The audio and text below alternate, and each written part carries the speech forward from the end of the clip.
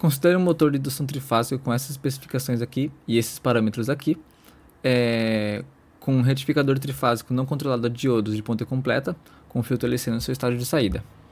Bom, ele dá essas especificações aqui, e para os enunciados A, considere que o sistema opera em MA e MF ajustados para serem 4 e 250. Explique qual seria a região de operação do inversor do caso A. Bom, para analisar a região de operação do inversor, é necessário avaliar os índices MA e MF em conjunto. Observando o MF em 250, a gente percebe que ele é um valor par, o que acarretaria em um atraso entre o sinal modulador e o sinal da portadora. Isso não ocorre porque o MF é extremamente alto, então o inversor acaba agindo e operando corretamente. Agora, observando o MA igual a 4, a gente também percebe que ele é um valor muito elevado, fazendo com o inversor operar na região de onda quadrada, que é uma região onde há poucas comutações e a amplitude máxima da fundamental é igual a 4 sobre π Vs. Bom, esboce um período de forma de ondas dos sinais de comando de gatilhos de Q1 a Q6 resultantes da configuração da modulação imposta ao inversor e as formas de onda das tensões de linhas VAB, VBC e VCA. Bom, se a gente considerar uma condução por 180 graus, a gente tem que as chaves vão conduzir cada uma por 180 graus, defasadas de 60 graus cada uma. Então a gente tem essa operação aqui em preto.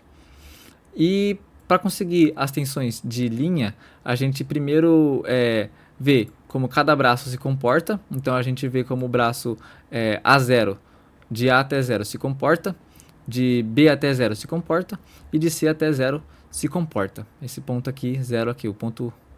E aí a gente acha as formas de ondas dela, fazendo a forma de onda de A0 menos B0, a gente tem VAB. Fazendo de B0 a menos C0, a gente tem VBC. E fazendo C0 menos A0, a gente vai ter VCA. Em azul aqui, essas formas de onda.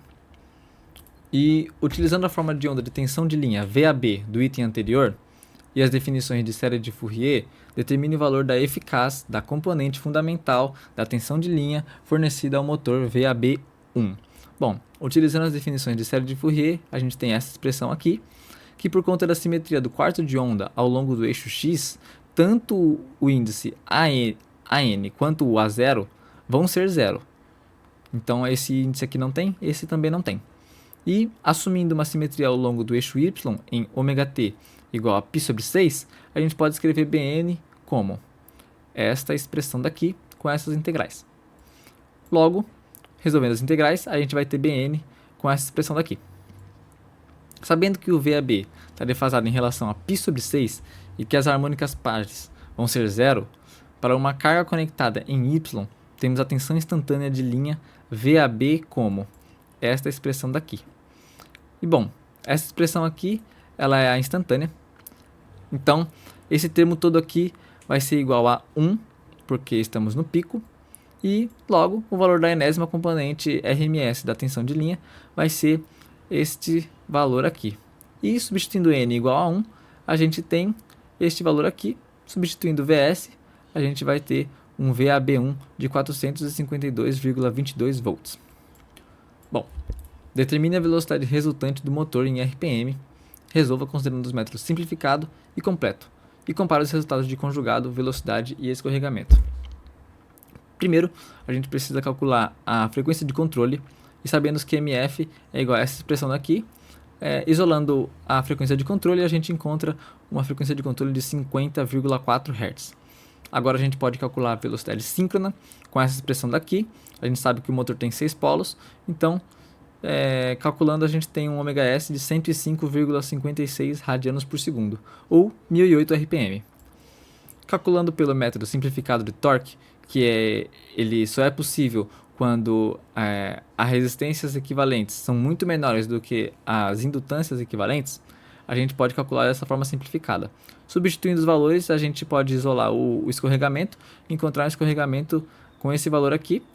Com isso, a gente encontra uma velocidade de 993,82 RPM. Resolvendo pelo método completo, a gente vai ter essa expressão aqui, que é um pouco mais complexa, e a gente tem que se atentar com a indutância equivalente, que ela precisa ser ajustada para a frequência de controle. Então a gente faz uma regra de 3 para encontrar, e a gente encontra uma indutância de 2,52 aqui. Então, só substituindo valores, a gente isola o S e encontra uma equação quadrática.